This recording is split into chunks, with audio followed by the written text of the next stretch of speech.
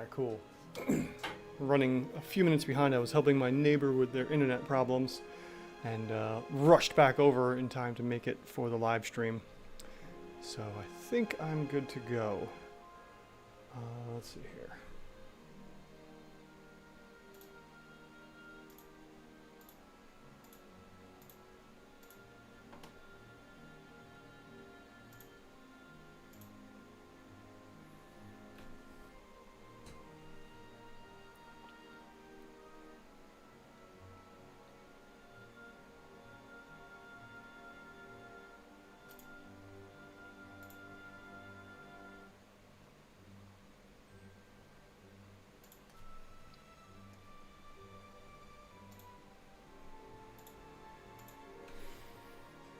All right, let's see. Where are we at here?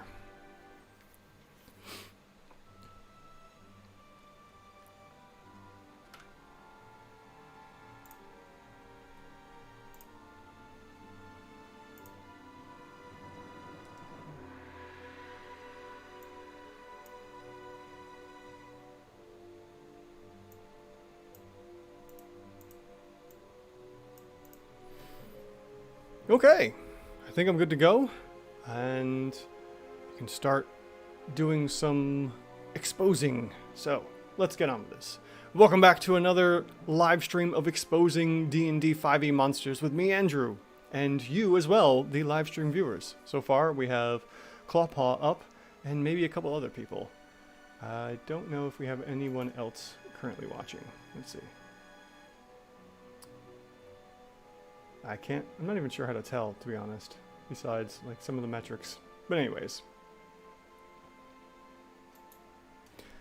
Yes, let's take a look and see what we can get for our first monster. If there are any requests, as always, throw them up in the chat and I will get to them as soon as I notice them and can fit them in somewhere. So we've got our current schedule going on here in the top section, and we have some other easily gathered monsters as well. So what we have here, that is old. That shouldn't be there. Why do I have two? Oh, no, I know why that's there. Never mind. That is some of the old stuff that I'm doing this coming Sunday. Sire of Insanity, Arasta, Specter. Okay, so we can move on from this section here. And since the Inquisitor of the Sword was such an interesting one, I thought, why don't we take a look at the Inquisitor of the Mindfire next? Or we could also do the Tome. And since we have the Mindfire here, let's take a look at that one instead. So where's my Van Richten's Guide? Here we go. Get the new one up, which is a proper Van Richten's Guide. And split that off on the side.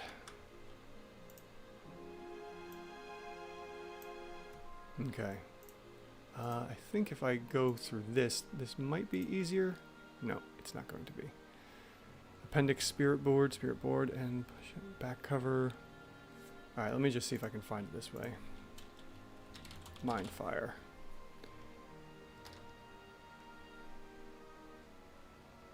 Okay, so we have the Inquisitor of the Tome, which is the tiefling here, it looks like.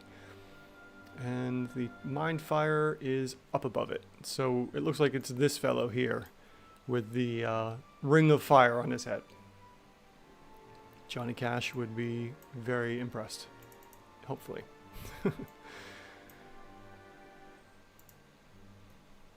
Alright, we have the Inquisitor of the Mindfire from Van Richten's Guide to Ravenloft.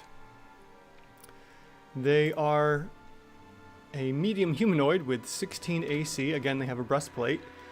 And 14 D8 hit dice with a Constitution score of 12, a Wisdom score of 16, and Charisma of 19. And should be a CR 8 again. If it's anything like the last one, it probably will be a CR 8. And I forgot one thing. I always forget this. My mouse highlighter. So everyone can follow the mouse easier. So now that we have our base stats out of the way, let's take a look at the skills section area, and we see that we have saving throws of Wisdom and Charisma. So we have 3 of those there. Putting that into the chart, we'll get a +2 effective AC bonus. And after that, we have skills, condition immunities, and senses. The rest of this doesn't matter. After that, we don't have any monster traits either. So we have a very quick section here for the Inquisitor of the Mindfire, and we can move right down into the actions for this monster, I guess. And just so I don't forget, I'm going to go ahead and put in the plus to hit, which is 7, increasing it from the base 3 that pretty much all monsters have if they don't have any bonuses. And then we'll come on over to the workspace section. And our Inquisitor of the Mindfire has a multi-attack of using its silvered longsword twice or its Mindfire twice. So we have two options here. Looks like it's either or. So we can't mix or match the silver longsword or the Mindfire. It's one or the other.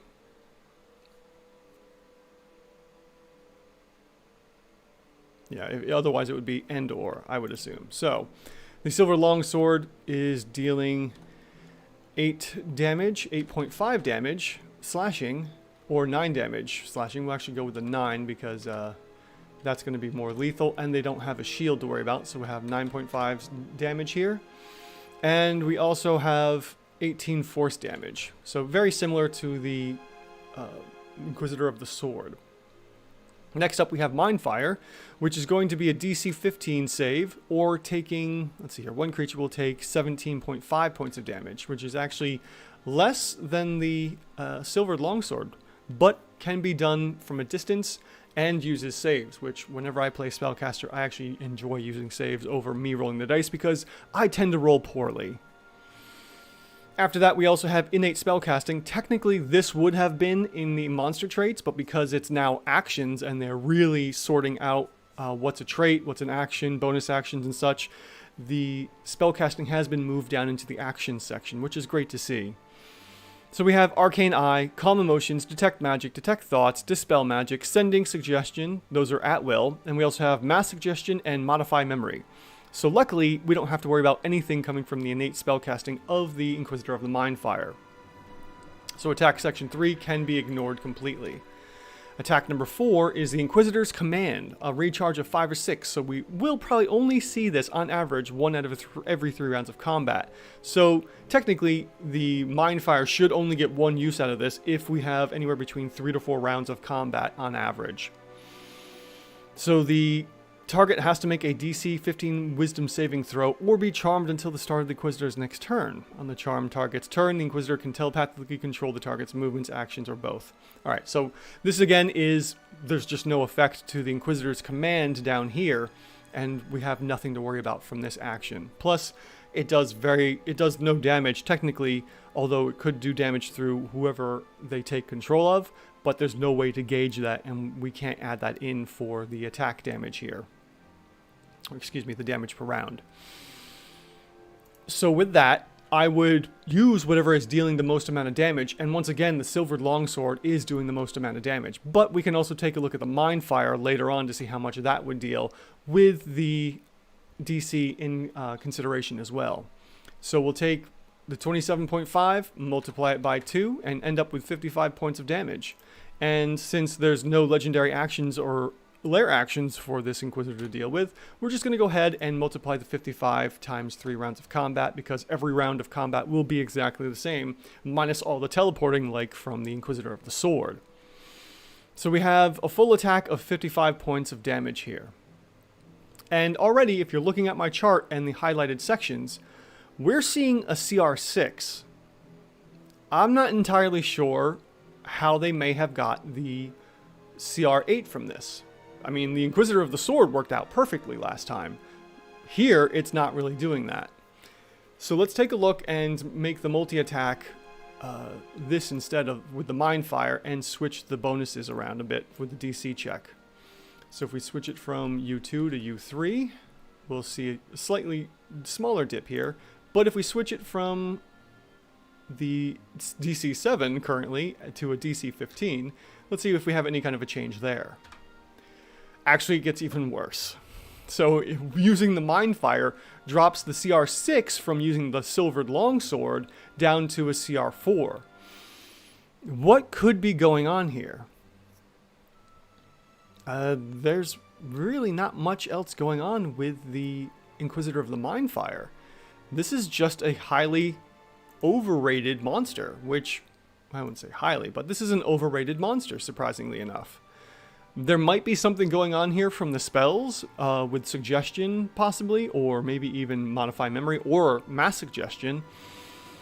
But there's really nothing here that should be impacting the Mind Fire up to a CR8 that I can see. Okay. So if we switch this back to here, using the Silvered Longsword instead, and the attack bonus switches back to a 7, we have a CR6 overrated monster. And yes, I am doing that twice, just to be on the safe side. Yeah, okay. So what could we do to potentially make this a little stronger? Well, one thing we could do is just go ahead and increase the damage on the psychic damage here, because we would also need to modify the damage on the Mind Fire as well. So if we want to do that, let's go ahead and work out the dice here. So the dice would be normally 4d8, which works out to be 4.5 times 4, giving us the 27.5 damage. So let's increase this by, let's go with 2 dice for the force damage and say it's 6d8 instead. What do we get there? Well, we get a total of 36.5 damage, and it only shifts us up to a CR7. So more than likely, we're going to actually need to increase this up another 2 points of, we're going to need to move this up another 2 dice, in the longsword at least, to figure out how to fix this monster. So let's go to 8 and see what happens there. Well, we've gone a little too far now, and we've worked out 91 points of damage on average with the Inquisitor of the Mind Fire. So let's take a step back and switch this from 8 to 7 and see if that fixes the problem. Okay, now we've found the CR8 for Inquisitor of the Mind Fire using the Silver Longsword. We actually need to increase the psychic damage by 3 damage dice. Oh no, yep, by 3 damage dice. So it would go from 4d8 to 7d8, and then 7d8 on average would work out to be what? That would work out to be 31.5 damage on average, so 31 damage for the force damage. And it's easier this way because then you don't really want to play with the damage dice on the sword because they're a medium creature, and then if you go up to 2d6 or 2d8, then it becomes brute territory, and we would want to add in the brute trait technically. But this isn't really a brute because it's a Mind Fire. Alright, now that we've fixed the Silver Longsword, what can we do to fix the Mind Fire? Well, it's basically the same thing. We would just go in, let's switch this back to the Mind Fire, and also change the DC save to 15, because I don't want to play with the DC check, we just want to increase the damage here. So for that, we would need to put in the, let's see here, 3d8, so it would be 4.5 times 3, plus an additional 4 points of damage from their charisma, because apparently they're a charisma-based caster. And we have the 17.5 points of damage. So we want this to get up to CR8 with the Mind Fire as well, and getting 2 attacks out of it. So let's see. Let's literally just double the dice damage. Let's literally double the damage here from the dice. And, excuse me, no, not double the damage. Double the amount of dice from 3 to 6 and see if that changes anything. Alright, well, we're getting closer. We're going to need a lot of damage because that DC check is so low. Excuse me, we're going to need a lot of dice because that DC check is so low. Alright, well, let's go up to 8 and see if that moves us from a 6 to anything else. Now that moves us up to 7. So let's move this up to 9 since we're getting close and see if that puts us into a CR8. There we are. Now we have a CR8 both ways using either the Silver Longsword or the Mind Fire. Not entirely certain where these other problems may be coming from. Something may be also coming from the Inquisitor's command here and allowing the Inquisitor to be a little stronger. But it's a charmed effect and it's an all or nothing. So either the Inquisitor commands someone and charms them, or they don't and it's a waste of a round. So technically, by how we do this usually, or how I usually say this, this would be no effect at all, the Inquisitor's command. So if we want if we want the damage to come directly from the actions that the Inquisitor of the Mindfire has, we need to drastically increase the amount of damage that they can do. Again, a caveat, more than likely there's something going on here. Alright, and there we have it. The Inquisitor of the Mindfire is either a CR4 if you are only using the Mindfire, a CR6 if you are only using the Silver Longsword, and to fix it, we need to increase the dice significantly to get it up to a CR8 like it's printed. So technically, in essence, you could say, in average, it's a CR5.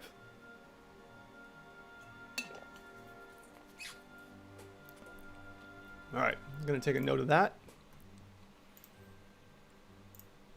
And come down to... Oh no, I got to go all the way to the end here. Ben Richten's Inquisitor of the Mindfire.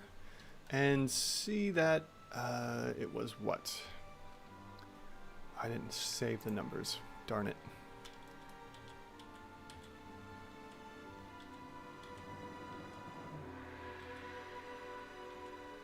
Alright, there we go. So we have a 3 and an 8. Almost pretty much glass cannon territory here with that. Alright, so the defenses are a 3, its OCR is an 8, and we found 6. 4 or 6, really.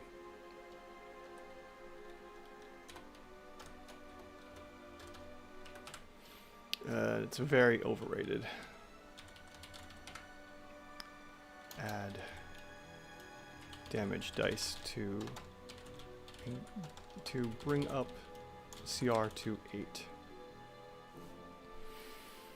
The only other thing we could do, similar to the Inquisitor of the Sword, is just increase the defenses and add, magic resistance, maybe legendary actions, or the ability to teleport as well, because that really seemed to help out the Inquisitor of the Sword a lot.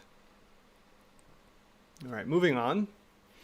Let's come back here and take a look at another monster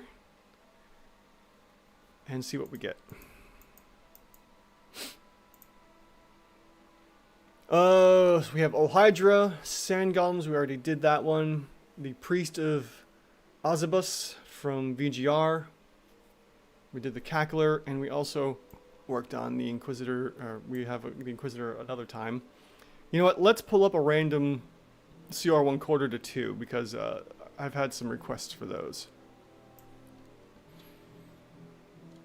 And let's see here, random word generator. And we will pick a CR1. Alright. So we'll come over to the CR1s and find something randomly that hasn't been picked yet. And hopefully something that is pretty memorable.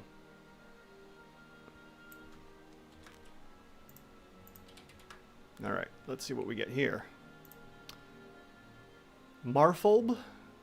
No idea what that is. Let's skip from that. Quaggoth Spore Servant. Okay, I know Quaggoths. Those are pretty cool. Let me find out what book those come from.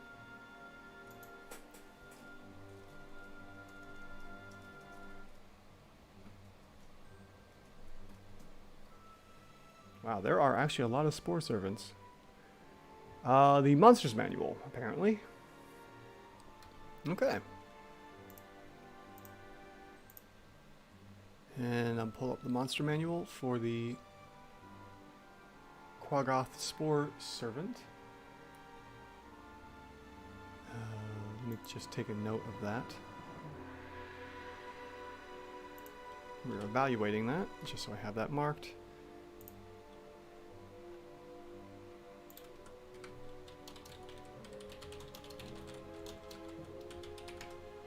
And they are in the Monster Manual.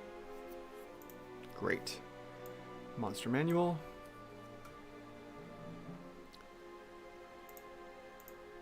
And we will take a look for the Quaggoth Spore Servant. Hopefully I'm pronouncing that correctly.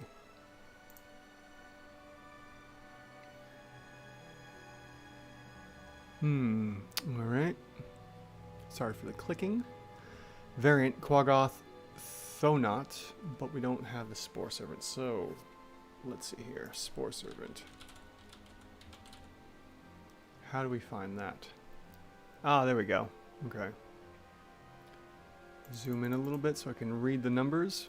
230. So let's go to 231. Yeah, just like I thought from the myconids. All right, we have a Spore Servant here. So we use the Quaggoth as a base creature, and then we just modify it with some other stuff here for the Spore Servant. So the question is then, is the Quaggoth the same? Well, let's take a look with another opened up PDF here and see what we get.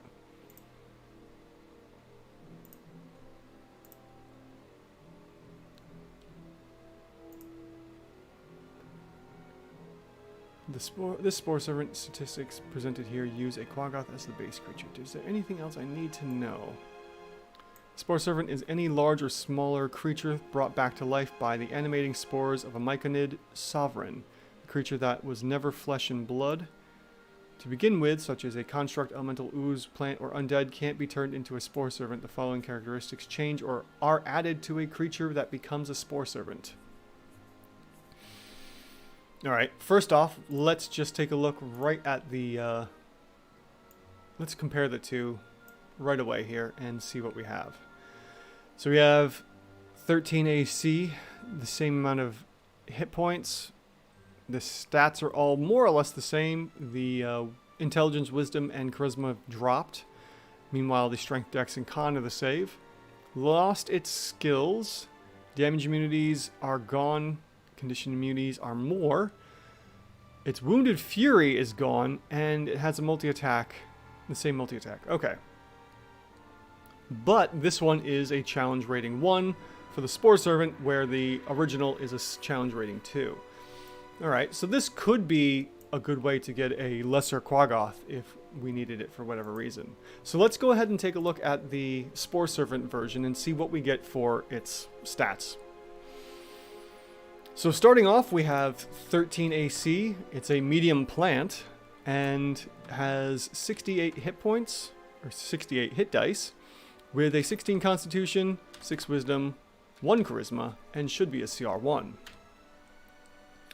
And as I suggested before, with nothing else going on in the skills or monster traits section, let's just jump right down into the actions for the Quaggoth Spore Servant and see what we have. Well, we have a multi-attack of 2 claw attacks, and the claw attack is a +5 to hit with, let's see here, 6.5 slashing damage. So we can easily multiply that out for a total of 13 points of damage.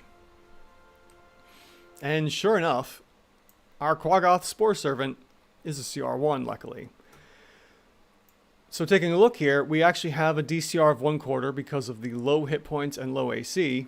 And I say low hit points and AC in air quotes. While we have a very high OCR of 2. And of course, when we average that out, we would get 2.25 to 1.125, and we just round down to a CR1. So luckily, the Quaggoth Spore Servant was nice and quick, and is actually an even rated monster. So that's 1/4 and 2 for that.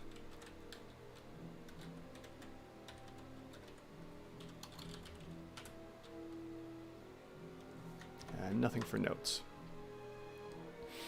So then, in the same sense, we can also use this to look at the Quaggoth normally, since we pretty much have everything in there already to begin with.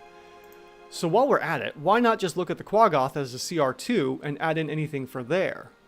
And we could potentially look at the variant if we wanted to, because it's spellcasting. Or maybe we don't. Spellcasting takes so much time.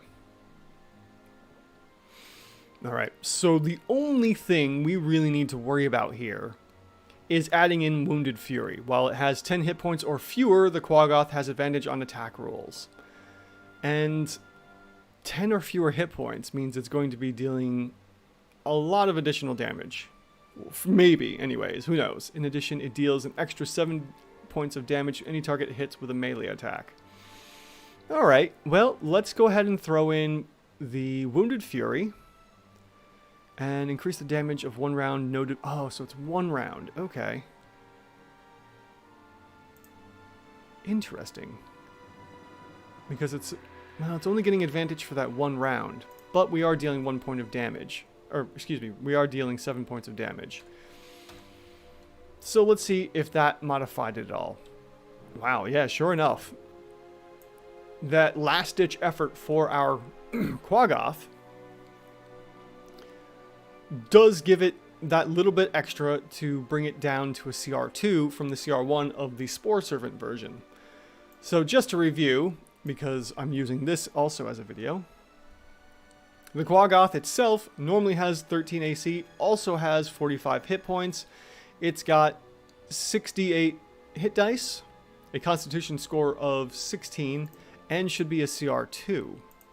Now, also on top of that, having the multi-attack of 2 claw attacks for the regular version, and a plus hit of 5, we have the 13 damage just like the Spore Servant, and the addition of the Wounded Fury giving it 7 points of damage does bring it up to an average of 15 damage per round for those first 3 rounds of combat, which puts us into the CR2 range, but actually brings it up to an OCR 3, and then when averaged out with a 1/4, we end up with, what's that, 3 1/4, so that would be 1.5 plus 1.2, so this would be like 1.6125, and then we round up to 2.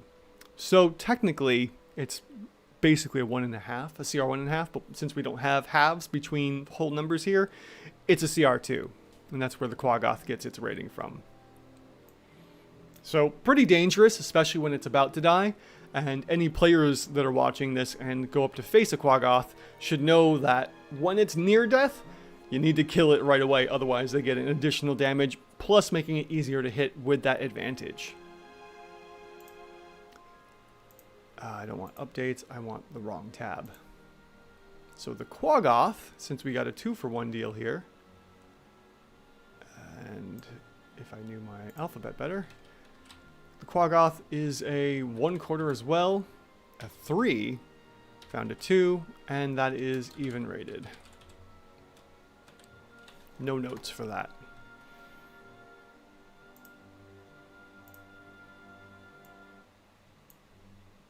Alright, so I will throw that in for another week and put the Quaggoth here from the Monsters Manual as well. Do I want to look at the Thonaut? A Thonaut is a normal Quaggoth with a challenge rating of 3 and the following additional trait, spellcasting. Well, excuse me, innate spellcasting. At will, the Quaggoth has Featherfall, Mage Hand, the hand is invisible, and once per day each it can cure wounds, enlarge, reduce, heat metal, and mirror image. Fascinating. The enlarge, reduce would increase its damage dice by, what, 1d4, I believe? And then, well, we could concentrate on that. We don't really care about the cure wounds because it's going to reduce the amount of damage you can do. But there's also the heat metal. I'll look at this another time.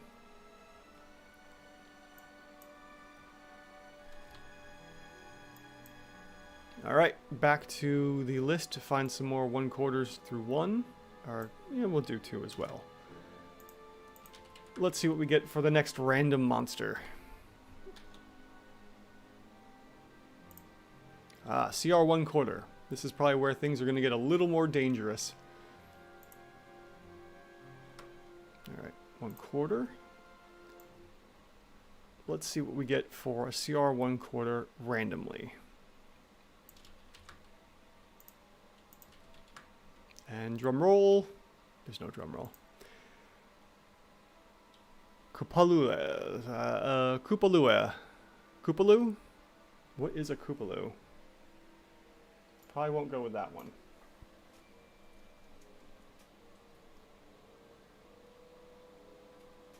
Yeah, I don't know where I got that from. Okay. Riding horse. Should we do a riding horse?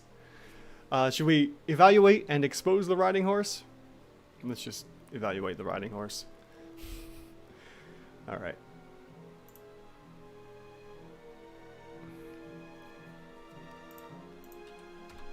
Evaluating the riding horse.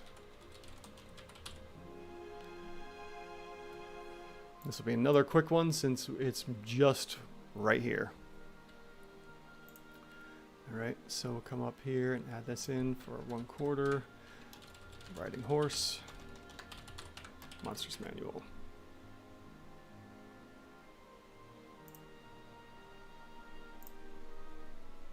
Alright, we'll reset this and take a look at our riding horse, which should be a CR 1/4. So our riding horse has an armor class of 10, which is surprising.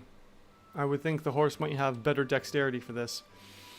It is a large beast with 2d10 hit dice, 12 constitution, don't care about the other stuff, and as I said, should be a 1/4.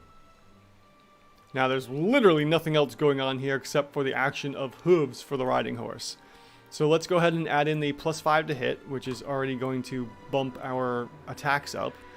And then on top of that, we were going to add in 8 bludgeoning damage from the hooves. And that's all it can do.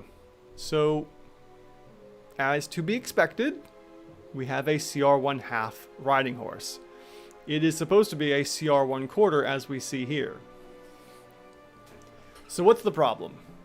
Well, the problem is actually probably coming from the damage dice. Now, this should be correct because it's a large beast and generally speaking we would want to double the damage. But because of the excessive 2 hit here, we may want to bring the strength down to fix this. Now if we bring the strength down from 16 to say 14 and change the bonuses from the 2 hit from 5 to 4, and also reducing the damage ever so slightly, which would bring it down to 7 damage on average, we're going to find the CR 1/4 that way. So all we really need to do is reduce the strength on the horse from 16 to 14, and that fixes it, bringing it back down to a CR 1/4. So, ironically enough, our riding horse is an underrated it's just an underrated beast. Oh boy. It's these small ones, the low-level CRs that do so much more damage. It's absurd. Alright, so our riding horse is actually overrated. And we found, what was it, a 0. I think it was a 1. Yeah, if we fix this, let's go back to 8 and put that at 5. Yeah, that's what I thought. 0 and 1. Found a 1/2. Underrated. Quick fix. Reduce strength to 14. 2 hit. 4. Average damage. 7. And that fixes it. It's the easiest way to fix it, because if you mess with the amount of dice, then you're really messing with the system that D&D has put in place where medium creatures usually only deal 1 dice worth of damage from their weapons, and then larger creatures get 2 or 4, just multiply them out or add 1 each. I don't exactly remember the rules for that. I just know that brutes get 1 more damage dice.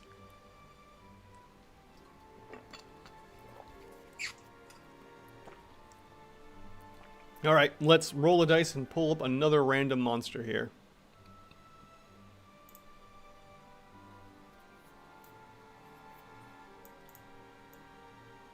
And you know what? Throw in 1/8 as well, just for the heck of it. CR2. Let's take a look at a CR2.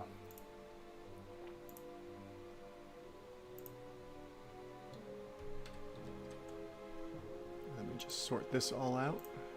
That way I can get rid of the ones I've already worked on.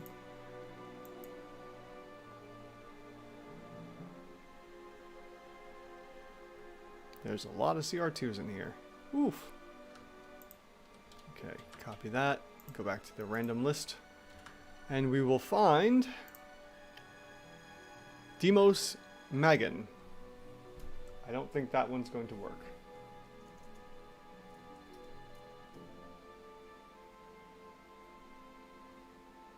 No, it does, but it comes from, what book is that from? This is from Icewind Dale, Rime of the Frost Maiden. Well, this could be an interesting one. Let's see here. Do I have that book? I should have the book. Otherwise, I'll have to get it for next time. There we go.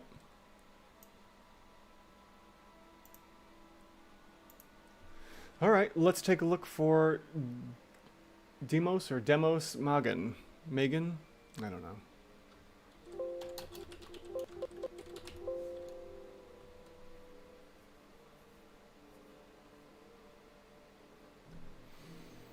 Any day now.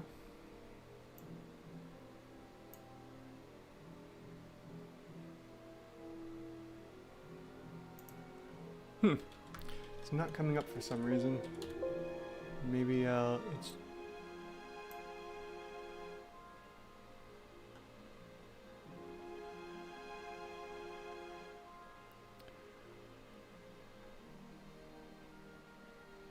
Okay, still looking.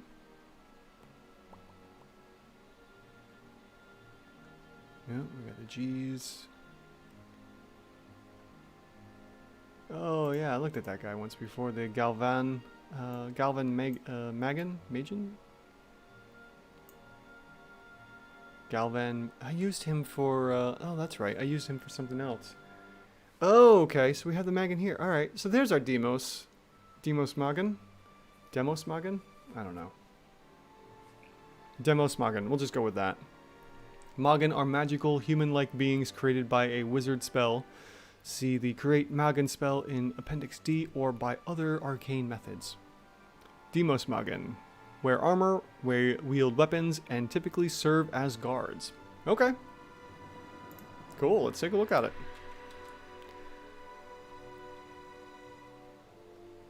I mean, we are just tearing through the amount of monsters today. I mean, they are rather easy.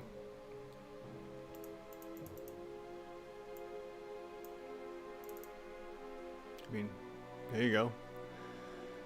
Alright, and back to the tool. Resetting the tool.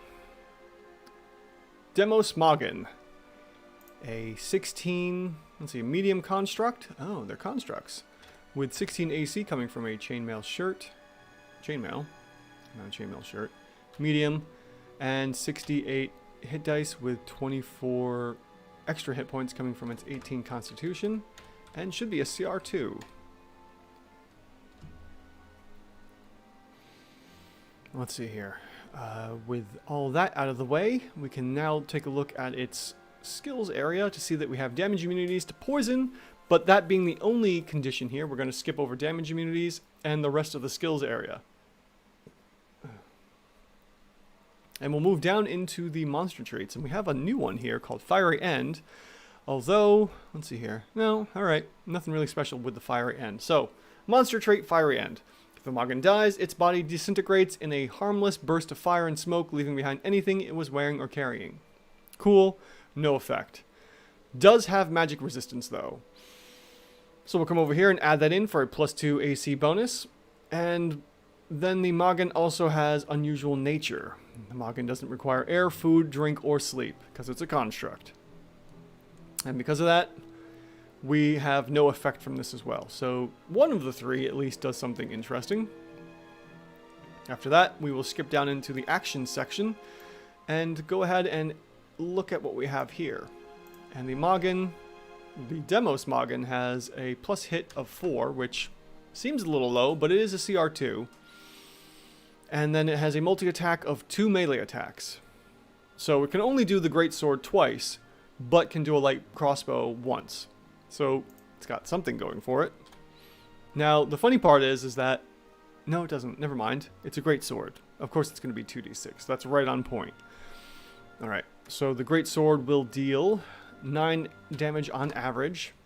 And the light crossbow will deal 6.5 damage on average. And then we have a multi-attack of 2. And since it's the greatest amount here, we're going to go with the Great Sword and have it dealing 18 points of damage every round of combat on average.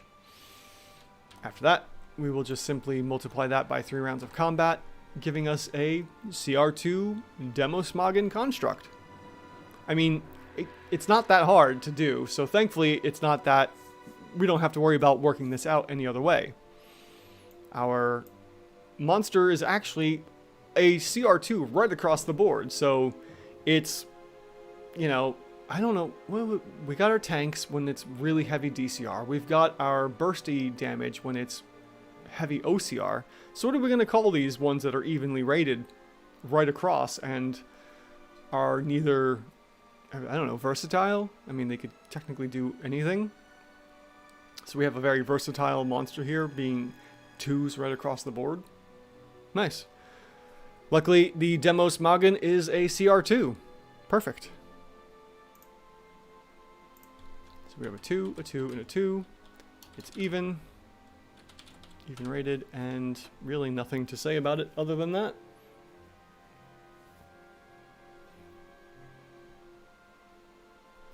Oh boy, I am doing a lot of these.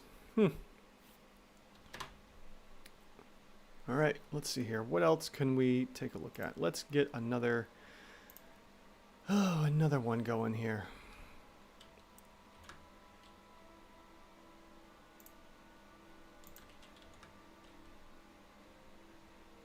Alright, drum roll for the numbers. Another 2. Alright, let's see if I can... Oh, perfect. I can go back. And let's see. I want to get rid of the Demo Smoggin, since we already worked on that one. And we get a Fairy Dragon, blue. Nice. Pretty sure that's the Monsters Manual there. So let's come over here.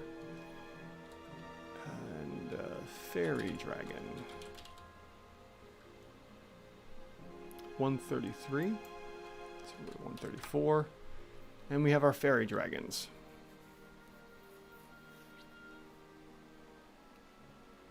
Alright, and it's got spellcasting. So what does that do for us? Looks like it just really worries about the spells it can cast. Interesting. And the age range is a little different. Wow, these ones are a little longer living. That's funny.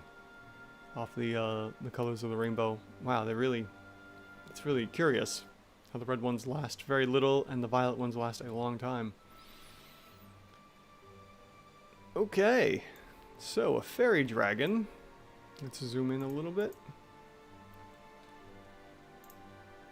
Come back over here to the CR2s. Find the Fairy Dragon. We are evaluating the blue, which basically means any of the other Fairy Dragons are pretty much going to be the same. Although, red, orange, and yellow should be 1s for some reason. Well, we'll see what happens. And we have superior invisibility. Alright. Resetting the tool. Fairy Dragons. A tiny dragon with 15 AC. As I mentioned before, it's tiny. 44 hit dice. 13 constitution. Wisdom, we'll just throw that in. 16 charisma. And it should be a CR2 since we're looking at the blue version. With all that out of the way, we'll take a skip down into the skills area and see that we have really nothing going on here except a whole list of challenge ratings for our red, orange, and yellow being 1s, and our green, blue, indigos, and violets being CR2s, which is curious. Next we move into the monster traits area, and we have superior invisibility, so since we have that, I'll go ahead and throw that in, giving the Fairy Dragon a +2 effective AC bonus. And then after that, we have limited telepathy. Using telepathy, the dragon can magically communicate with any other fairy dragon within 60 feet, so we have no effect there. We have magic resistance, giving our fairy dragon another +2 effective AC bonus, already giving +4 now because of the invis and the magic resistance. And then we have innate spellcasting, which in the older books wasn't part of the action section like we saw from Van Richten's. So let's see what our blue dragon can do. And the dragon's innate spellcasting ability is Charisma. It can innately cast a number of these spells requiring no material components. As the dragon ages and changes color, it gains additional spells as shown below. Oh, I see. I should have read more about the history and the backgrounds of this. So it starts as a red and then moves into indigo or violet, I guess, from the way that sounds. So then, technically, if that's how that works out, Cat-sized dragon with butterfly wings. The color of age. Okay, a fairy dragon's scales change hue as it ages, moving through all the colors of the rainbow. All fairy dragons have innate spellcasting abilities, gaining new spells as they mature. Okay, so then that means our blue fairy dragon has from red up to blue. Fantastic. So this gives the fairy dragon dancing lights, mage hand, minor illusion, color spray, mirror image, suggestion, and major image. The only one that might be of interest is the mirror image here. Excuse me, no. Well, yeah, technically the mirror image, but the color spray as well.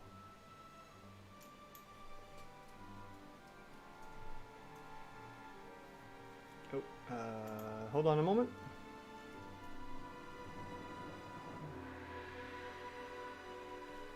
Alright, so color spray. Dazzling array of flashing colored spring from your hand. Roll D6, D10.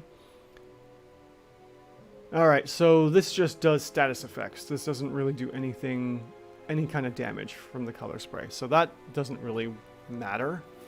So it looks like the innate spellcasting for our fairy dragon doesn't really do much of anything except conditions and status effects and such.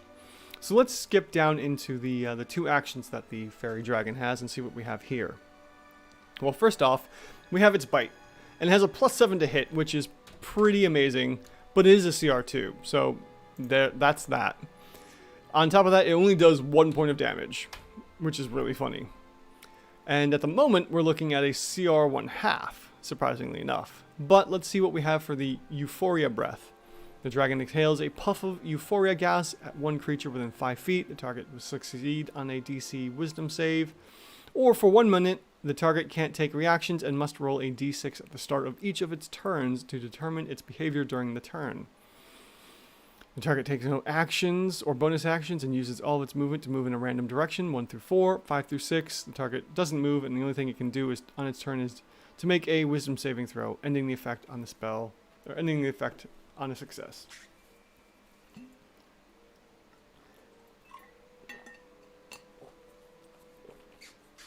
Well, there is not a lot going on here.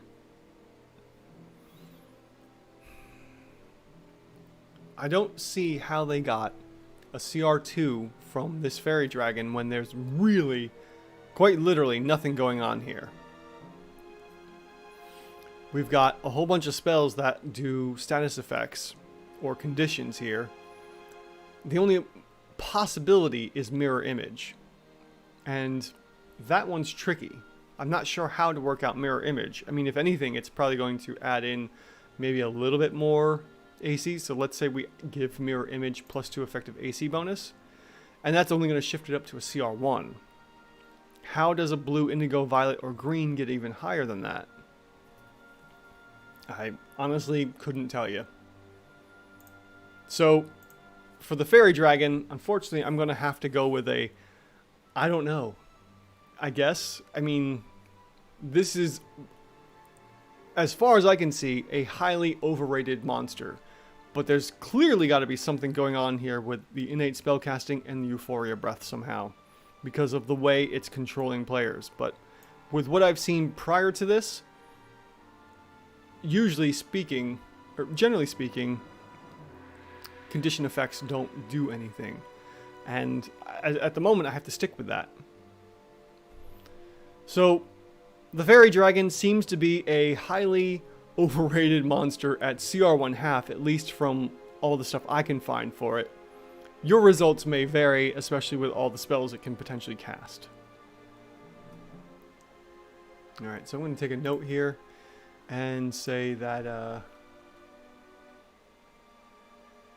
oh, hello Joshua.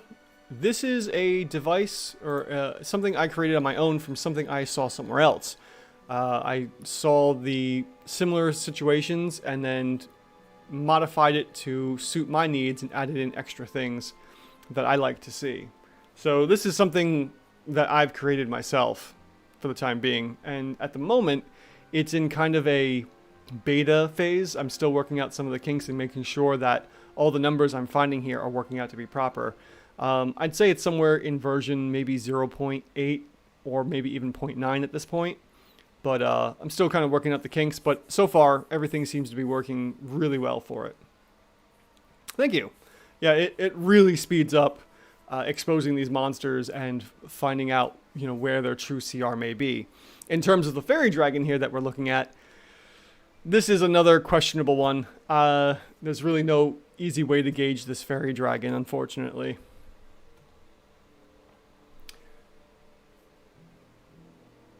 Yes, it is extremely handy. Otherwise, I'd have to sit here and do it via paper, and that would be extremely monotonous and time-consuming. Let's see here. 1/4.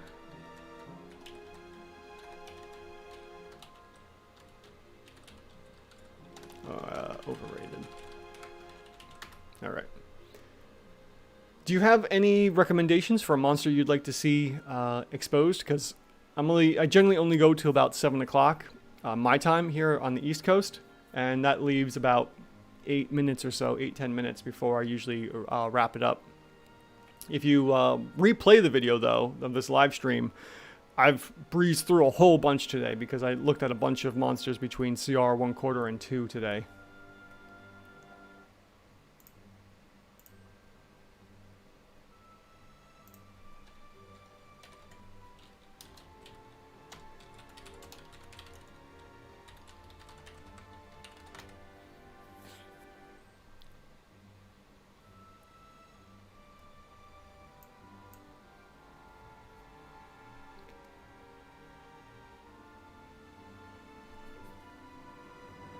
Alright, so just my own homebrew block that I tried estimating at an CR8. Not bad. If there's any, you know... Thank you. No suggestions, but I'll check out the rest of the live cast. I love your channel. Thank you so much. It's been a passion project for, I'd say, I started back in September of last year, and then I overhauled the whole channel right around February when I found out about the shorts, and then made leaps and bounds forward going from there. So thank you so much for joining up with my channel here and enjoying the content. I know it's a very strange niche, but I love D&D and I love math and numbers and programming and whatnot, so this was an amazing way to blend a lot of my passions together. Well then, if there's no recommendations or requests, let's see what I can find for one more quick monster before I wrap this up. And let's see here. Another CR 1/4, the problem zones, generally speaking. So let's see here, CR 1/4.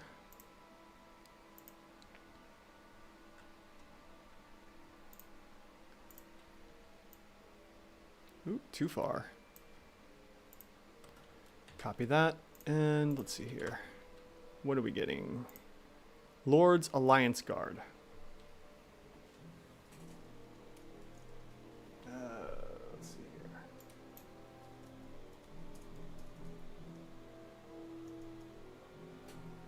That is from, what is that? Out of the Abyss. Okay. Let me see if I can find that really quick. Lord's Alliance Guard. This is probably something extremely easy. Alright, and then do I have the book? That's the next question. Might have to get this. OP, I need O. Monster. Out of the Abyss. Okay. Let's see how this looks. Okay.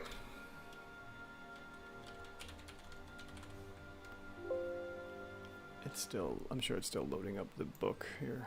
Jump down to the bottom.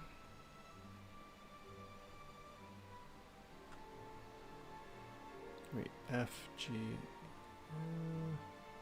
Jubilex, Orcus. Wow, man, we got a lot of... Oh boy. Okay. Let's go back up and see if we can find this Lord Alliance thing.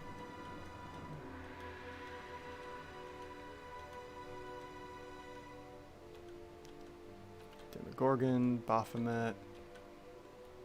The Pudding King. Cool. Grisha, Narak. Non-player characters. Male Steeder. Bridesmaids. Sokoman. Let's see here. Come on. It's got to be in here somewhere.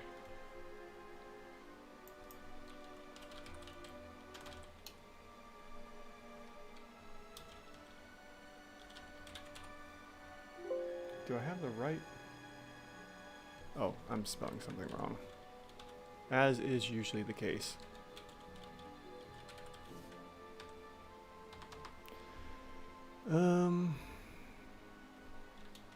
Wow, alright. Page 300. Oh. No, wait, let's see here. Page 131.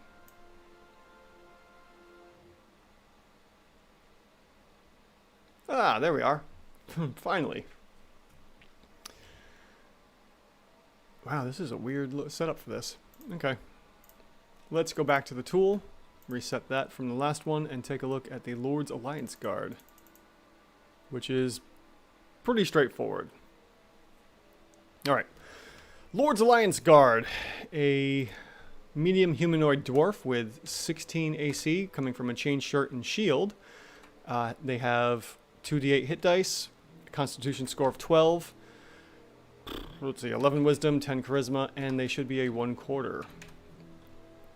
Now, skipping down into the skills section, we have damage resistance to poison.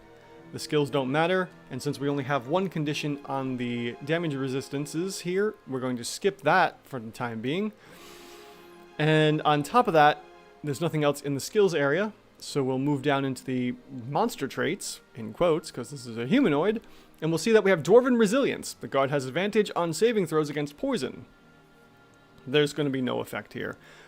It's great that it has advantage on being poisoned and will really help protect against the poison damage, but there's no way to gauge that, and it really doesn't help because it's a condition, or coming from a damage type. So unless there's a lot of monsters coming through with poison, this probably won't come up into play really hardly at all. So let's skip down into the actions for the Alliance Guard and see that it has a +4 to hit and has 7 points of slashing damage from the halberd, which is curious. I thought halberds were supposed to be two-handed, and it's got a shield. I don't know. I'm not going to question it much more than this. And we're looking at 7 points of damage on average every round. And sure enough, we've gotten into trouble. The Alliance Guard is rating at a CR 1/2 because it's got, let's see here. Well, it's got 11 hit points, which puts us into a 1/8 section. It's got 16 AC, which is 3 over the expected, giving us a +1 bonus, moving it into a CR 1/4.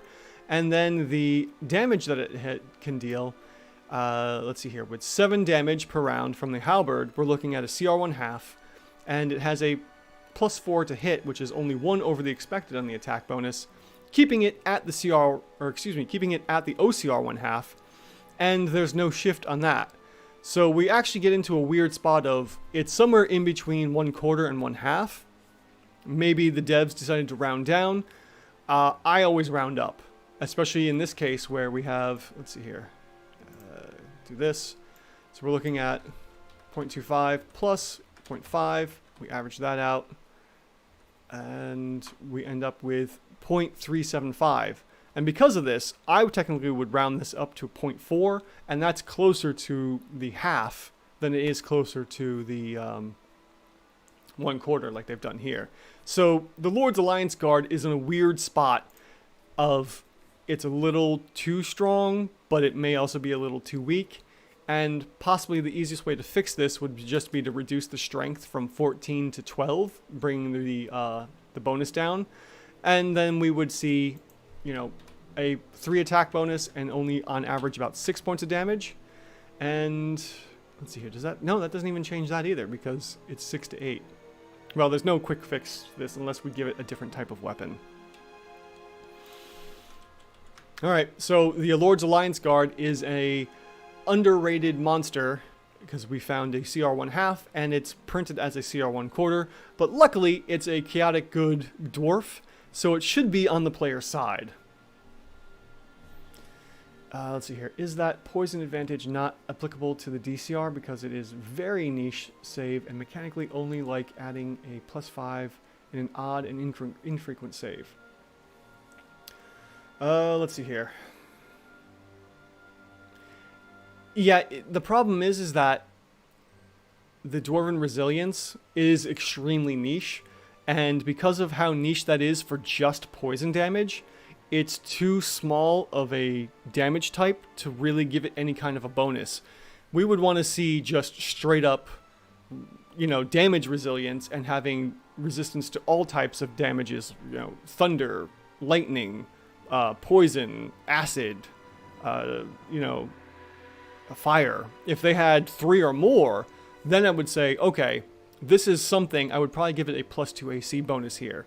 And if the Dwarven Resilience gave more than just poison, I would say, okay, you know, it's going to bump it up even further, and we're getting further away from the 1/4 that's printed. So the nice part is it's so niche that it doesn't really affect the DCR really at all, and still keeps it roughly around a 1/4. Otherwise, we would end up seeing a 1/2 across the board for our Dwarf Alliance Guard here. Alright, let me take a note of that. And what was 1/4, 1/2, 1/2, underrated.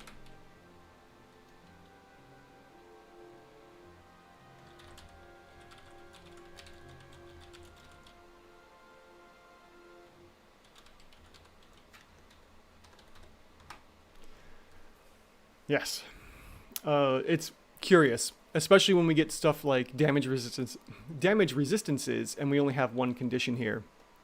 As you may have seen me state before, usually it seems that D&D wants at least 3, especially with the big 3 common being slashing, bludgeoning, and poison or piercing damage, and that's kind of where I've derived that from. So when I see something like this, where the damage resistances only has 1 condition, or even the immunities has 1 condition, I usually ignore those, especially even if there's 2.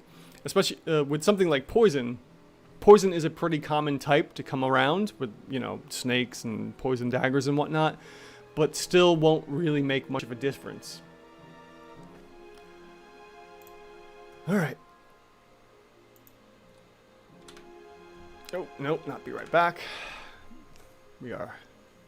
It is now officially my ending time, and this has been live streaming exposing D&D 5e monsters with me, Andrew. Joshua, thank you for joining me. It was a pleasure having you here towards the end. Clawpaw was somewhere. Oh, Cornucopia, you're here as well. During these time zones, I hope the stream was great, and have a nice evening, everyone. I'll just catch up with the VOD. Yes, sorry, Cornucopia. Once I hit those 1K subscribers, which I'm so close to, I'm going to start throwing out a whole bunch of polls to find out when people it would be best to live stream at, and then adjust as need be, because right now I'm just doing what you know, I'm live streaming which is convenient for me at this time. But if I can find a better time to get more people watching the live stream, then I'm definitely going to make some adjustments and go from there. But it was a pleasure to see you, Cornucopia. Joshua, again, thank you for joining me. It was fantastic having you here. And Clawpaw was here at the beginning. I don't know if they're still here or not, but thank you for being here as well. It was a pleasure. And there are plenty of monsters to review in the VOD once the live stream is over.